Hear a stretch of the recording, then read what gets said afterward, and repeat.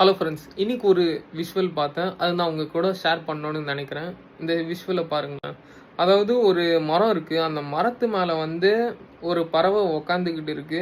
அந்த பறவை உக்காந்துக்கிட்டு இருக்கு. ஓகேவா? அந்த மரத்தோட பிரான்ச் எப்போ வேணுமோ உடையலாம்.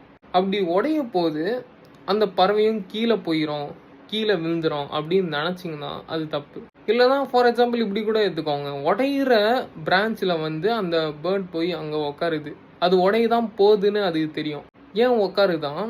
அந்த பிரான்ச் மேல அதுக்கு நம்பிக்கை இல்ல. அதோட விங்ஸ், அதோட ரெக்கை மேலயா அதுக்கு அதிகமான நம்பிக்கை இருக்கு.